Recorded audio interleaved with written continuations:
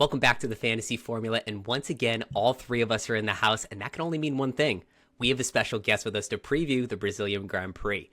Joining us for the second time is the lead broadcaster for Formula 3, F1 Kids, Porsche Supercup, and Formula Regional, and he is still on the podium in the F1 Live Fantasy League. It's the one and only Chris McCarthy. Chris, thanks for joining us.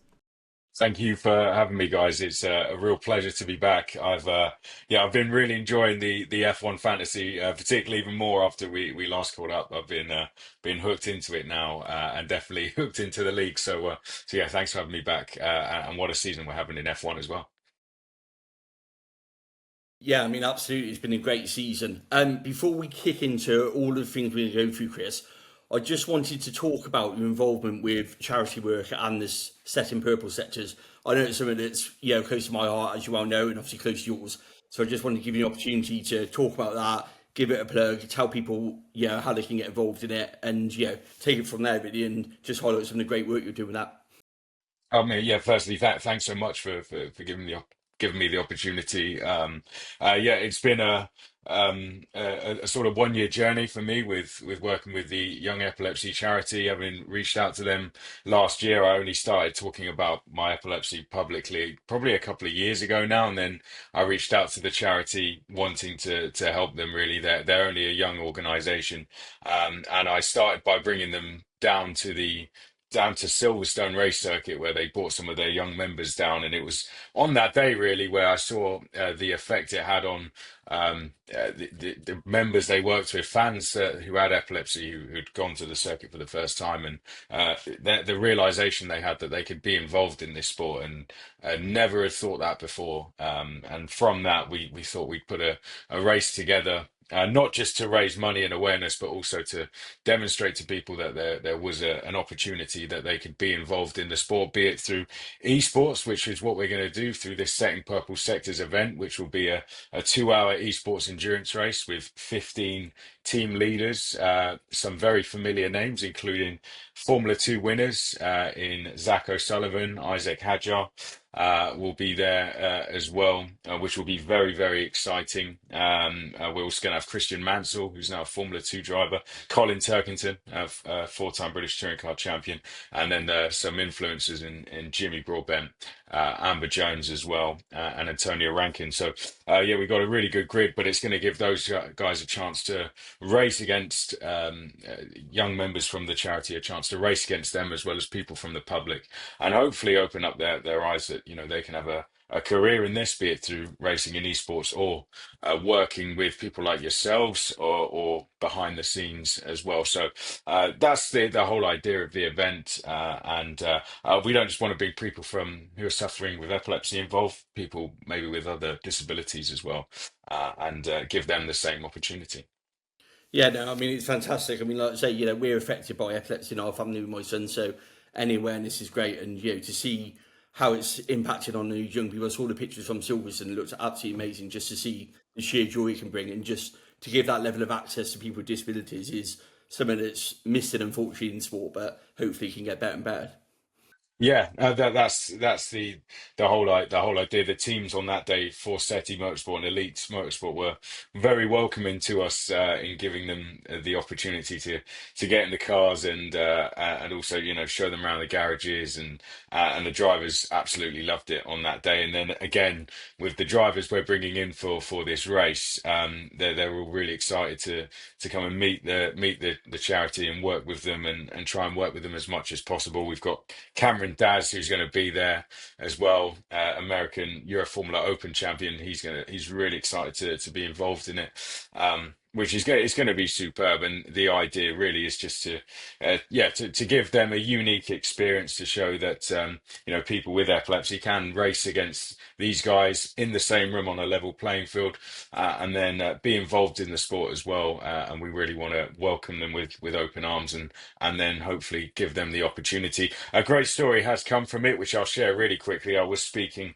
on a news broadcaster, GB News, about this, and a young girl reached out to me personally about she'd been so scared about getting involved in the sport. She didn't think there was an opportunity to, but she reached out to me through that interview, and now she's directly involved with the charity, works with them, and she's going to be at the event racing for the young epilepsy team. So it has already worked. That for me would be enough, but hopefully we want to do that for more people.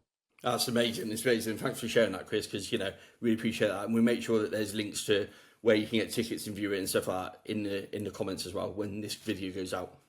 Yeah, that'd be fantastic. I mean, it's going to be at Simply Racing Milton Keynes on Tuesday, the 12th of November. A ticket means that you're going to be competing against the likes of those Formula 2 drivers, Formula 3 drivers as well. We got Joseph Loke coming down, who has tested a Formula 1 car this year, and then we're going to. It would mean you could either be racing with them as teammates or against them as well. And we're going to live stream the whole thing through Alpha Live, who do loads of live broadcasts. They just did the Rotax Mass Challenge Grand Finals. So if you can't make it, then please do watch live from 7:30 local time here in the UK that day, and get involved in the live stream as well, because we'll be doing some giveaways on the live stream. Brilliant. Right, kicking off with what we've got. Now, a lot of our viewers may not know, but you've done other sports, other motorsports this year. You've been to the Olympics. So I just want to talk about what was your experience in Paris like, especially considering some of the sports you probably never commentated on before, maybe didn't know too much about. I just wanted your take really on what that experience was like. Right, well, yeah, the Olympics was fantastic. I didn't actually get to go to Paris physically. I did it all from a studio in which was a bit of a shame.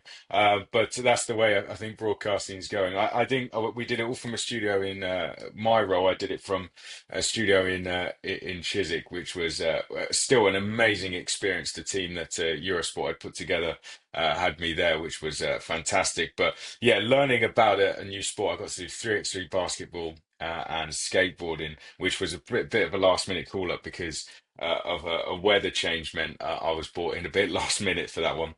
But the thing I loved about it most was learning a sport from the ground up, really.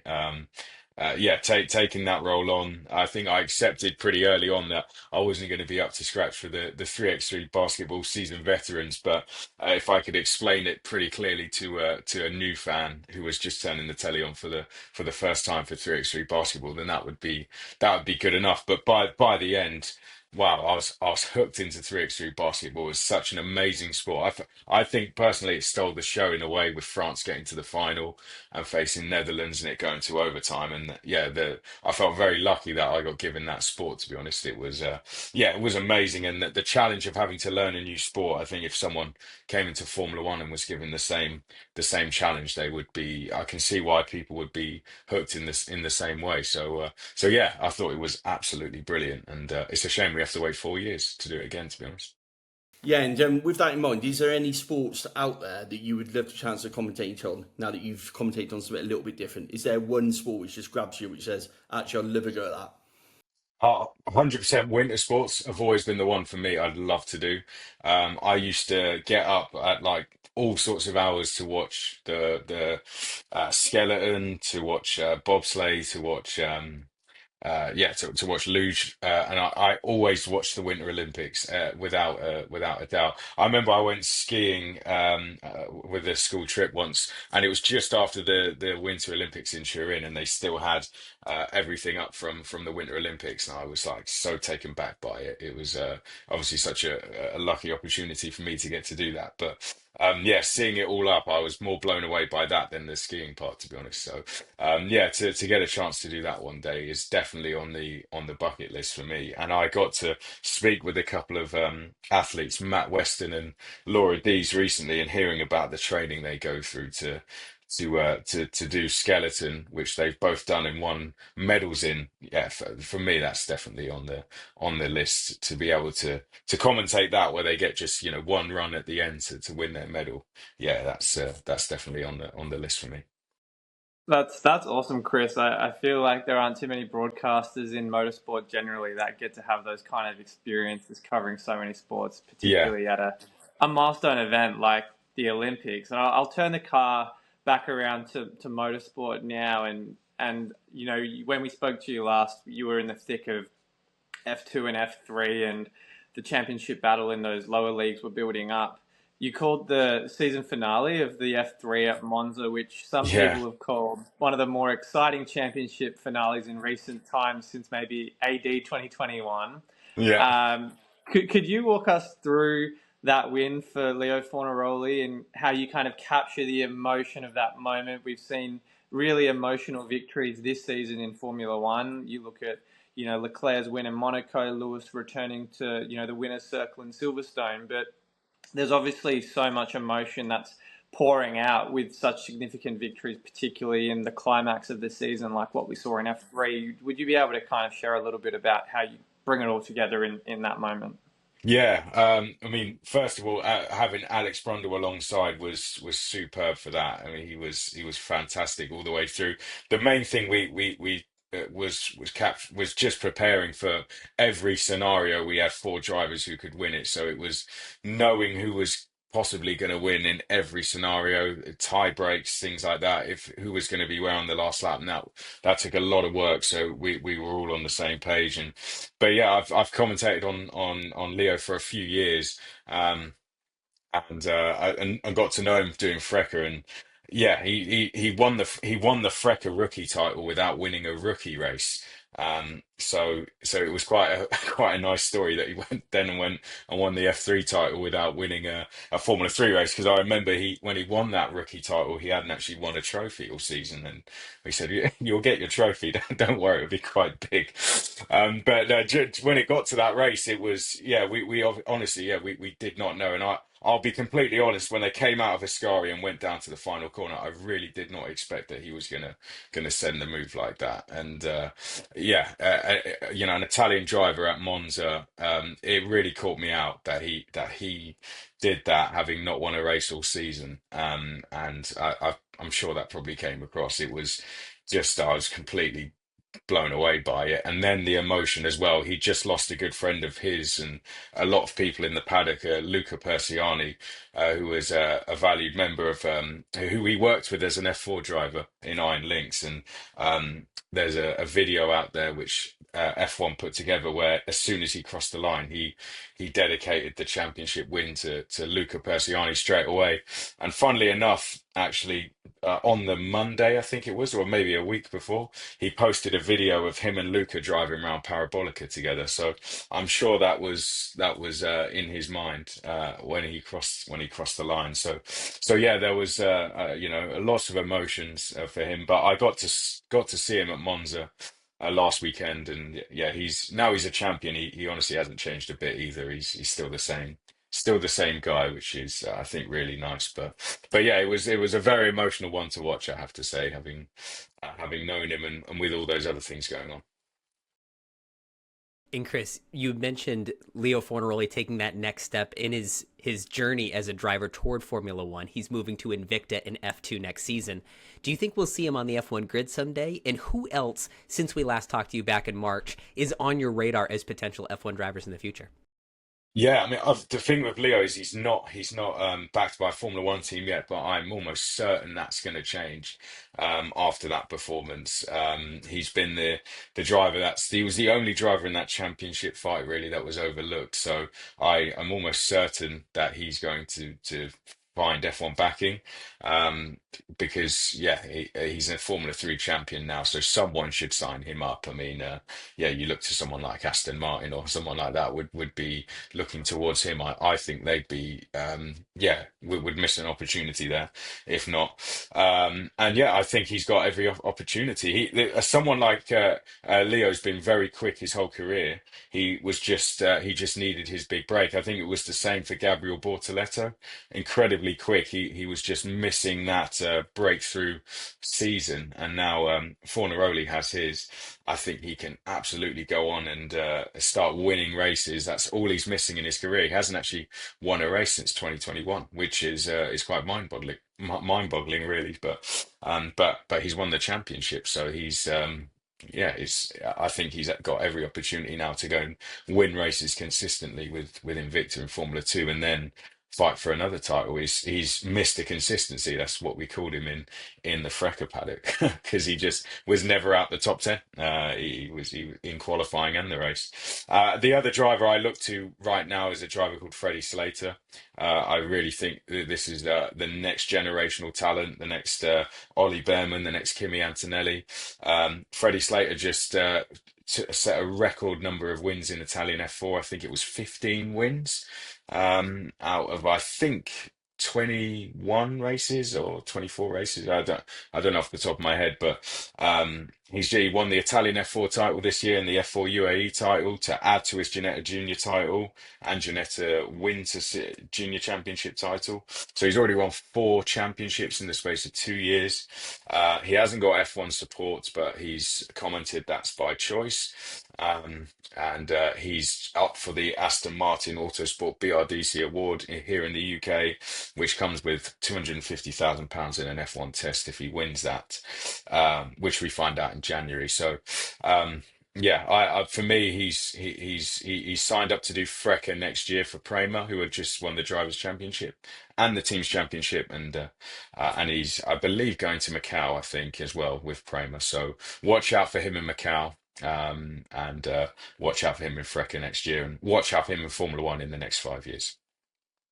It's truly an exciting time in motorsport, in F1, F2, F3, because there's just so much young talent coming through. And I think, turning to more so Formula One at the moment, you look at the likes of Franco Colapinto, Liam Lawson, and Ollie Behrman when he's deputized as well at various points this season. There's just a raft of talent coming through. And, we still got 2 seats left for 2025. I think there's quite a bit of speculation still circling around that. Terry's obviously very bedded into the rumour mill in F1, and Adam and I have speculated who we think or could take those seats throughout the season. I guess with all of the names that are being thrown around for the remaining 2 seats at VCARB and Sauber, Chris, do you have any point of view or takes on who ultimately could slot into those? Well, I think for VCARB, I'm absolutely on Isaac Hadjar. I'm supporting him. I'm a massive supporter of him as a talent. I think would bring a huge amount, just because I think he'd bring a huge amount to the table. He's a very good driver, but also he's not a driver that would be a team player, so to speak. And I don't think that's a bad thing at all. I think he'd go out there and score the points necessary and get his elbows out, so to speak. And like we see Liam Lawson do at the weekend. So and I think that would be a good thing. So and yeah, he does get a little bit hot-headed on team radio, and he might have to iron that out as a driver. But he's fighting for the Formula 2 title this year, and he's a rookie champion in FRECA, and in Formula 3 he was very, very successful as well. In Formula 2 now he's up there fighting for the title. So Christian Horner has spoken about him on a number of occasions, and I think he would slot in very well to that seat. I think the other seat is they're looking more to an experienced driver. Gabriel Bortoletto's name was being mentioned, and I'd be a big fan of him getting a seat there. Just again, because he is doing very similar things to what Oscar Piastri did. Really, he won the Formula 3 title, and now he's at the top of the Formula 2 standings. So there's no reason why he shouldn't be going into there. Fernando Alonso is managing him and thinks he should have that seat, and that might be playing a part in that. But then Franco Colapinto as well. If he's not to remain at Williams, then he should go and get a seat there as well. So I think Franco Colapinto right now is giving both teams headaches because he's driving so well, and it's been really nice to see. As we were talking about this in the FRECA award ceremony last night, because he was a former driver there, and he's done so well. Yeah, it's so great to see some of this fresh blood really kind of breathe a bit of fresh air into Formula One. I mean, no disrespect to the experienced drivers that have done so much for the sport, but there's just so much more hubbub around the different markets and the talent that's coming through. So I think a really exciting time ahead. You mentioned obviously a title fight just before, and moving into F1 Fantasy, you're in one of your own with Laura Winter and Lawrence Yes. Barretto in the F1 Live League, and you've had, I think, on all accounts, a very good season so far. Adam and Terry and I have remarked several times, some of the great weekends that you've had since we last spoke to you. And, there's a couple of big sprint weekends still left on the calendar. We understand you've also got the 3X DRS boost and the no negative chip still to play, which are obviously very powerful chips. Have you got kind of a strategy in mind for how you want to tackle the last few races of the season? Is there any particular drivers or weekends you're eyeing off with the run into the end of the year? I should just say before I answer this question, this is not just me. This is me and my dad, right? My dad is so invested in this. Like, we are a team doing this now. And I should really change my team name, to be honest, because I don't need support anymore. This is like me and my dad's. He calls me every race and like, what's the strategy? So we have long talks about this. We played the final, the chip. Like, that was a team call. Sometimes it's his call and sometimes it's mine. Yeah, I mean, yeah, it's been such good fun. Some good weekends, some bad weekends. I don't think we've gotten over George Russell at Spa yet. That one hit very hard, to be honest. That was devastating. We were celebrating. We had the drinks out and everything. We thought we were going to go into the summer break with a lead, and then and we were working out the points, and then we were down. So it was an uphill battle from there, to be honest. Yeah, no, we're waiting for. We've been planning for a big end to the season, and we're still planning for that.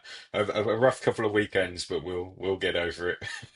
We're waiting for the last sprint weekends, and then we're going to play the last chips. Very good. But yeah, no. Playing close to the vest, Chris. I like it. As we get closer to the end of the season, and if you're behind by more than, say, 50 points or so, would you start picking some crazier drivers to hope that you catch Laura and Lawrence off guard? Or would you go with some of the usual suspects and hope that they make a mistake and overthink it? Oh no, the first option, absolutely. Like, yeah, we're gonna go the mad tire compound strategy. If there's a sprinkle of rain, we're putting the wet tires on. Basically, like we're like fully going for it. So no, that was it. That's why we went all out McLaren on the last weekend. We're like, let's just go for it and hope they get a 1-2 finish. Even though I was like, I think Sainz is probably the best option, but we were like, oh, let's just do something a bit different. So I think absolutely we'll always go something different to the others now, just to try something different. Yeah. So yeah, that's going to be the strategy from here on in, I think. And Chris, in this upcoming hit list segment, we're going to walk through all of the different chip options and some of our ideas this weekend, because Rob and Terry both have plenty of chips to play themselves. And maybe just by hearing some of their ideas, you'll be inspired on when to play your chips too. Okay, that's an interesting one. Okay. We could do some extra support this weekend, so let's do it. So, Chris, this time we want to invite you to join us for the rest of our preview show, starting with a segment we call Winners and Losers. Now, Rob noticed that I've started turning over my wardrobe in preparation for Hamilton's move to Ferrari, and so he's let me handle the winner's slide, which is, of course, Scuderia Ferrari. And Carlos Sainz won his second Grand Prix of the season for the first time in his career. Ferrari now have 2 multiple race winners for the first time since 2008, so this is an unprecedented stretch in recent memory for them.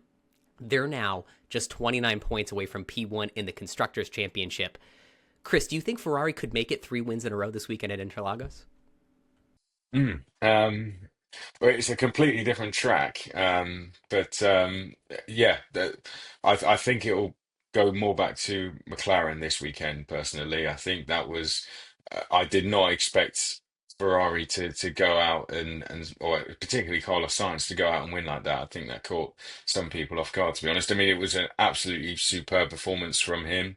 But it is a bit more of a different circuit coming up this weekend, and I think the McLaren will come into play. Possibly it could be another head-to-head this weekend between Max Verstappen and Lando Norris. I think that's what we're going to be looking at. Max Verstappen might actually be the driver that's more quicker. Who knows? So yeah, I think it'll be more them and Ferrari in chase. And Rob, this worked out really well for you too, because you were a little bit behind on the budget. You could only afford Lando and Sainz, and that ended up being the best pairing for you. How glad are you to see that the tides have turned on the top drivers these last few weeks? Yeah, it's nice. I think for people who have stayed steadfast with Carlos Sainz have been justly rewarded. Even though at the time of recording, I believe the scores are still being finalised, I think Carlos is on for a $1 million price increase regardless. So I think that sets up his owners nicely for a bit of a boost. And I know, Chris, I don't disagree with you at all that Max and Lando are definitely the favourites heading into Brazil, but I think Ferrari are, by far and away, in my opinion, the most improved team for the second half of the season, and certainly been the surprise package at different points. I don't think many of us would have expected them to win both Austin and Mexico, so they've got all the momentum, I think. Now, Rob, while you have the mic, could you walk us through our biggest loser this week? And I think this is, once again, loser on track and in fantasy. Yeah, it has to be Sergio Perez without a doubt for me. A driver that is heading into his home race and a lot of expectation regardless with what comes with the pressure of driving in front of his own fans. And it just was a weekend to forget across the board, a Q1 exit. And just wasn't really in contention at all throughout the weekend. He got into those scuffles with Liam Lawson, Lance Stroll, and the fact that he finished dead last, even though I know he did pit to try and get the fastest lap, which ultimately went to Charles Leclerc, is by no means a good weekend for him. And 11 fantasy points, no drivers' championship points, and just more pressure compounding on him when, as we've talked about just before, a rookie like Liam Lawson has obviously got his eyes set on, if not VCARB, certainly Red Bull. And I do think it was a weekend to forget. Terry, what was your take on Sergio's weekend in Mexico?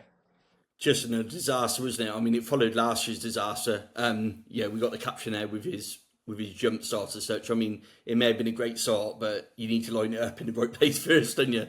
His reactions were good, I'll give him that much. But in terms of that, he just feels devoid of confidence. He strikes me as a driver who just is overthinking it, overdoing it, just can't get out of that vicious circle. Reminds me a bit of the McLaren Daniel Ricciardo, if I'm honest, in that sort of sense where, there's a talent there, they can drive a lot better, but they just seem to be just going around in the circle, whether or not it's just that pure confidence that drivers suffer from, and how do you get that back is one of those mysteries, isn't it? But he's just, I think the pressure's on him now with them slipping to third in the Constructors' Championship now. That's huge, disappointing for Red Bull to be in that position, and ultimately that's down to Checo's performance. And no matter how much sponsorship money he brings in, which we've discussed many times in terms of a contract, at the end of the season they're going to certainly sit down and look at that with the options that even Chris was talking about earlier. Promoting Liam Lawson up, bringing Isaac. There's so many different options that they've got to him still. Actually, where's the hardship in taking a gamble on it now? And especially in a 3-horse race for the Constructors title, when your partner is in P1 and on pace to win the World Drivers title, you're finishing races behind the likes of both Saubers, both Haas drivers, you're qualifying behind one of the Saubers. It's definitely a tough look for Sergio Perez for sure. All right, let's head on now to our 5th Gear GARMS giveaway. Remember, head on over to the FanAmp app, choose the Fantasy Formula base, and let us know which Mercedes driver scores the most fantasy points this week. You know who I'm going to go with. It is the honorary Brazilian citizen, Sir Lewis Hamilton. Chris, which driver do you think for Mercedes is going to score the most? Well, Lewis has very good history there, doesn't he? I'd say he'd always be a good bet to go with Lewis Hamilton and Brazil. Very, very happy memories around the place, and I'd say he's he's had some disappointing luck in some recent races, but coming towards the end of the season, I think he'll be looking to end strong with his time with Mercedes, you can never really count him out. So I'm going to go with Lewis Hamilton as well at Brazil. Happy memories for him there. Yeah, let's go for it. Let's go for Lewis Hamilton. Rob, what about you? Yeah, I'm inclined to agree with Chris there. Lewis has a great record at Interlagos. He hasn't won there since 2021, if I'm not mistaken, when he was heading into the last couple of weekends in that championship battle with Max Verstappen. But I don't think that's really a knock against his familiarity with this circuit. But I think even though I do think he will score more fantasy points, George Russell won here 2 years ago. So both Mercedes drivers are very good around this track. And I don't think it'll be there'll be as much of a gulf between them as we'd probably expect. Terry, how about you? I'm going to go controversial and go George. Because, me, Adam, by now, I like to be a bit different, but he's expected to get those upgrades back on that Mercedes, the one that Lewis has been having. They're expecting that to be ready for Brazil and back on the car. So I just think the difference in the cars probably showed a bit as well towards the end of the sort of Mexico race. So I think, going back to what Rob said, George has done particularly well around here. I think he's driving on confidence and he wants to be known as a team leader. He wants to make a stand. And I think he would see it as a really good opportunity to outperform Lewis this weekend, where we know that Lewis goes, well, he'll see that as a really big statement. So, yeah, I quite fancy George. Terry has spoken. All right, now with that, let's move on to our hit list. Let's start with chips, because with just 2 sprints left, a lot of chip chatter heading into this weekend. And you can see on the screen here the remaining chips for Rob, Terry, and myself as we have our own show battle. But then, Chris, here are the chips left for you and Laura and Lawrence Barretto in the top 3. And, of course, our friend Alex Brundle, who joined us earlier in the year. So you're the only one left with no negative. Rob, what stands out to you this weekend based on what we are hearing so far about Interlagos? Yeah, I mean, I think the weather is a bit mixed as it has been over the last few years. There's always storm clouds at one point or another over the weekend.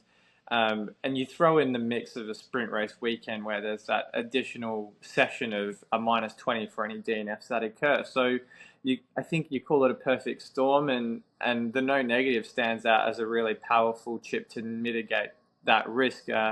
Chris, you've obviously got that on the board right now still. Do you think this comes into play this weekend, or are you potentially saving it for a Las Vegas or an Abu Dhabi? This was probably one of the weekends I was looking at it actually. When I saved it, it was Interlagos, so it's probably going to come in this weekend. To be honest, it's just a case of who it goes to now. So I should really be a little bit more assertive as to who I think's going to win, because I'm sort of saving it for this weekend. If it was a 3x, then I'd be more assertive as to who's going to win. But yeah, no, I've been saving it for this weekend. So yeah, I should sort of get ready as to how I'm going to use it. I mean, the beauty of the no negative is that it covers all negative scores on all drivers in your team. So it's I think it really is a nice hedge against not just your top drivers, but even your back markers, which are prone. Yeah. But Terry, I'm also keen to get your take. You've got a couple up your sleeve too. Have you got any eyes for the next few races on autopilot and final fix? Engine penalties. My eyes are firmly on that. Max Verstappen this weekend, do not rule that out. He's clearly suffering with engine problems, and I know Christian alluded to it a bit yesterday that they're considering it. McLaren kind of feel like if they're going to take one, you're probably going to take one in Interlagos. Is the time to do it. So again, 3x maybe on Lando if he has to take one is probably at the back of my mind, judging on what's going on there. Yeah, that's what I'm thinking. I just think if you're going to take an engine penalty, this is a place to take it, as in a strategic one rather than a mechanical one that you need. So if you're going to add another one to the pool, it's going to be this weekend. So with all 3 of you still holding on to your 3x DRS boost, only 2 sprints left, none of you seem particularly excited about using it this weekend. Does that mean we should be looking at Qatar in just 4 weeks as the next time to use that chip, or are you going to try something even crazier? Chris, I'll pass to you first. I'm probably going to wait till that one, because I think this is the weekend for no negative. It's a narrow circuit, one that opens up to some risks a little bit. There could be, as Terry alluded to, some penalties. With people bringing in maybe some engine penalties and things like that. So, but it is just a risky circuit with how narrow technical it is, and it opens itself up, particularly on safety car restarts, first laps, to some clumsy incidents. So, I'd probably play that this weekend and use the 3x on a Qatar, which is a very wide, safe, flat circuit, where they should probably follow each other around to the line a little bit more. And Qatar also moved later in the season, so some of the sweltering heat that afflicted the drivers last season maybe won't play as big a factor too. Very true. Yeah. So for those of you with the 3X DRS boost, in case of Terry with autopilot, one of the big considerations that's going to factor into your decision making is this rise of Ferrari. Rob, I know this is your home team. Do you want to walk us through a little bit about how Ferrari has come to be one of the top fantasy assets in the last 2 weeks? Yeah, haven't they looked great? A 1-2 in Austin, a 1-3 in Mexico. I definitely think it's a 1-4 at the very worst for them in Brazil based on recent form. So, yeah, I do like both Sainz and Leclerc. The Ferrari constructor outstripping even McLaren, who's been a set and forget for the last few months in F1 fantasy. So I'm really liking the value it offers. Sainz in particular, as we've talked about already, still in the B tier on 25 million. So he's able to have a bit more juice squeezed out of his price at the moment. And yeah, they're just in a very rich vein of form. I think it was well documented, particularly in Austin, that they were the only team that didn't bring upgrades, and yet that seems to have been the right decision at that point in time. So I'm very optimistic on them. I think they've got a lot of momentum behind them. And Terry, I assume with no upgrades, even though it seems though we're at the tail end of the season where that doesn't really happen, you have to think that they are still a force to be reckoned with in the constructors' battle.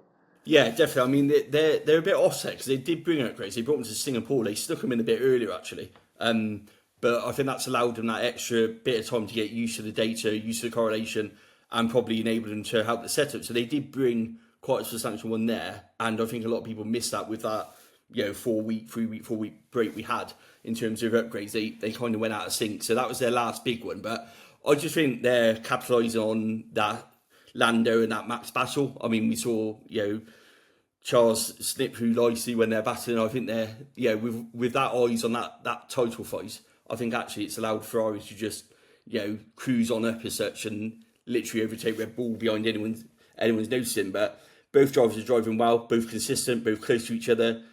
I'd say behind the McLaren drivers is the strongest pairing on the grid, and arguably at the moment even more stronger with how the McLarens are performing. So I think they've got enough to tweak what they've got to see in future the rest of the season and be a force to be reckoned with. There was enough that they brought with them and enough they've got to make me think that they're still a force.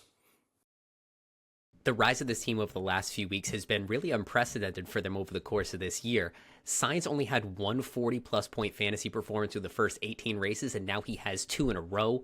And when you look at the fantasy scoring through the first 4 sprint races of this year, Charles Leclerc has 138 points, Sainz 126, then Piastri at 106, and Lando at 104. So maybe Ferrari have a little extra juice in these sprint races, and I think they're going to be a very popular pick heading into this week. Also, Ferrari have won driver of the day in 3 of the last 5 races, and Lando has 0 through that same span. So the leader and driver of the day wins. Good for that extra 10 points, 20 points if you put the 2x boost on. Hasn't gone Lando's way lately, and I think that's part of why the pendulum has shifted back to Ferrari. All right, let's move on now to some of the history at Interlagos. And so last year, you could see on your screen here, there was a lot of chaos before the race even started. You had Leclerc going into the barrier with that hydraulic issue. He didn't start the race.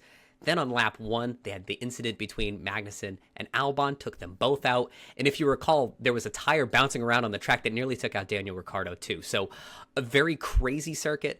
Chris had mentioned the tight technical nature of this course. We had 2 safety cars each of the last 3 races here. So I think this is going to be another wild weekend for us. Rob, let me go to you first. Which of these considerations that you see on the screen is playing most into whether or not you're going to use a chip this weekend? I think it's, I guess there's a number of factors, all very interesting. Given I've only got the 3X, I think I've almost backed myself into a corner for using it in Qatar for the reasons we've just discussed. But I think, as Chris alluded to, the no negative has a lot of appeal for the wet weather, the fact that there's been safety cars in the last 2 years. So I do think that is the first chip that stands out to me for this weekend. And I think, again, we just talked about it on Ferrari, but if Max and Lando keep getting caught up in these battles, I could totally see Leclerc and Sainz just swooping in to nip a few more overtakes off those guys fighting it out. And as I think it was Lando that alluded to it over the weekend, Max fights very differently with him than he does with any other driver on track at the moment, given how hotly contested the Drivers' Championship still seems to be. So I think I'm probably looking at reliable drivers if I'm not using a chip, and just trying to make sure that the experience holds through a very challenging circuit, although on face value, maybe not. Are there any things, Chris, that stick out to you that, poses some risk, or anything on the screen here in particular that maybe you think highlights more than say the others? Yeah, I mean it's definitely the safety car. We've had some great battles in the last 2 weeks, but some great side by side battles, but there's always been some runoff areas to run into, and that is not the case at this circuit. There is a bit of grass and then some big barriers, so I think it's come at an appropriate time for the Max and Lando battle.